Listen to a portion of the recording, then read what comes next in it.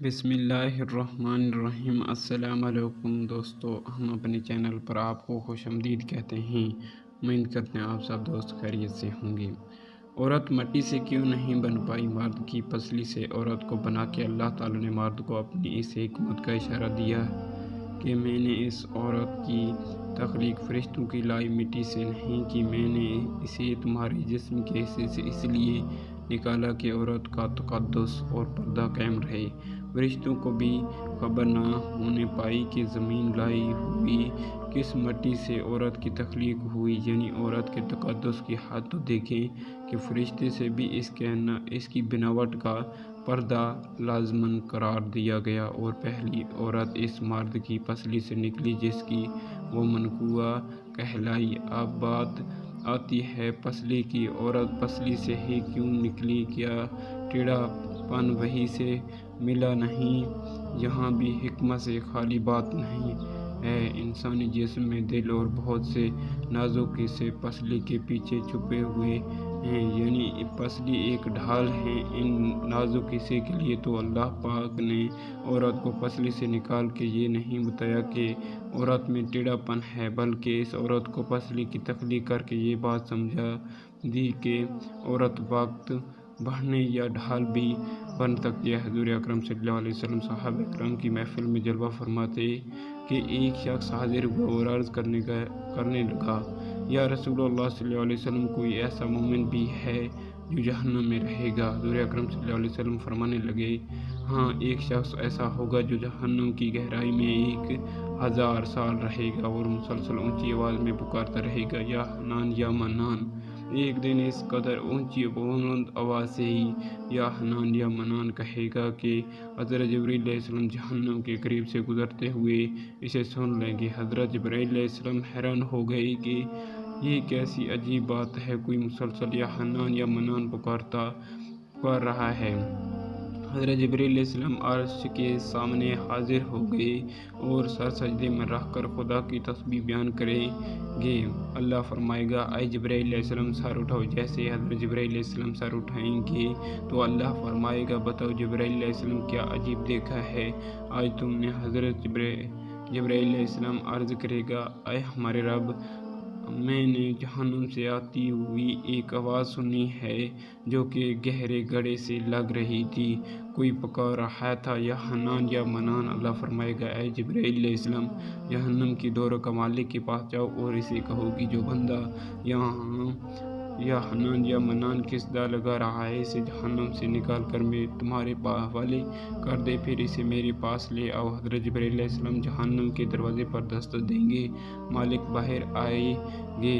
حضرت جبرائیل علیہ السلام انہیں اللہ پاک کا حکم سنائیں گے، حکم سن کر مالک جہنم کے اندر جائیں گے۔ حضرت محمد صلی اللہ علیہ وسلم نے فرمایا، جیسے ماں اپنے بچے کو پہچانتی ہے، مالک ایسے جہنم کو پہچانتے ہیں۔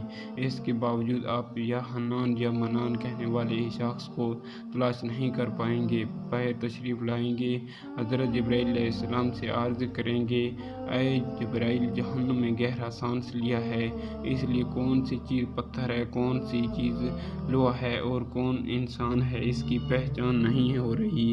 حضرت جبرائیل علیہ السلام پھر اللہ کی بارگاہ میں سجدہ کریں گے۔ اللہ پاک ارشاد فرمائے گا، اے جبرائیل علیہ السلام، سر اٹھاؤ، تم یہاں حنان یا منان کہنے والے کو کیوں نہیں لائے؟ جبرائیل علیہ السلام عرض کریں گے، مولا، دوروں کا جہنم مالک نے بھی معذرت کر لی ہے، کہتے ہیں جہنم نے گہری سانس لی ہے، اس وجہ سے پتھر، لوہے اور انسان کے درمیان فرق نہیں بچا ہے، تو یہ سب جل کر کوئلہ بن چکے ہیں، کسی چیز کی پہچان نہیں ہو پا رہی۔ اللہ فرمائے گا، جبرائیل، مالک سے کہو میرا بندہ جہنم کے فلاں گڑھے میں فلاں کونے میں اس حالت میں پڑا ہوا ہے۔ حضرت جبرائیل علیہ السلام جہنم کے دروازے پر جائیں گے اور حضرت مالک کو یا حنان یا منان پکارنے والے کا پتہ بتائیں گے۔ حضرت مالک جہنم کے اندر جائیں گے اور دیکھیں گے کہ ایک شخص اس کے پاؤں کی پیشانی کے ساتھ اور اس کے ساتھ हाथ गर्दन के साथ बंधे हुए हैं और जहन्नम के सांप बिच्छू और इसके साथ लेटे हुए हैं। हज़रत मालिक इसकी जंजीरें तोड़ देंगे और जहन्नम से निकाल कर हज़रत जिब्राईल अलैहिस्सलाम के हवाले कर देंगे। हज़रत जिब्राईल अलैहिस्सलाम से अर्श इलाही के सामने लेकर हाजिर हो गए, सर सजदे में रखेंगे। अल्लाह पाक फरमाएगा, जिब्राईल अलैहिस्सलाम सर उठाओ। जिब्राईल अलैहिस्सलाम सर उठाएंगे। अब अल्लाह पाक इस बंदे से फरमाएगा, ऐ बंदे, क्या मैंने तेरी बेहतरीन तख्लीक नहीं की थी? क्या मैंने तेरी तरफ रसूल नहीं भेजे थे? क्या मेरे रसूलों ने तुम्हें मेरी किताब नहीं सुनाई थी? क्या मेरे रसूलों ने तुम्हें नेकी का हुक्म नहीं दिया था? क्या तुम्हें बुराई से मना नहीं किया था? वो बंदा सारी बातों को मानेगा, इकरार करेगा, या अल्लाह, तूने मेरी बड़ी आला तख्लीक फरमाई, तेरे रसूल भी तशरीफ़ लाए और उन्हें तेरे अहकाम भी सुनाए। अल्लाह पाक फरमाएगा, फ़लाँ फ़लाँ गुनाह क्यों किया? वो अर्ज़ करेगा, या अल्लाह, मैंने अपनी जान पर जुल्म किया जिसकी सज़ा में मुझे जहन्नम में डाल दिया गया। आए अल्लाह, इसके बावजूद मेरी उम्मीद नहीं टूटी, मुझे तेरी रहमत से उम्मीद थी। मैं या हन्नान या मन्नान पुकारता रहा, मौला तूने मुझे अपने फजल से जहन्नम से निकाला, या अल्लाह मुझ पर रहम फरमा।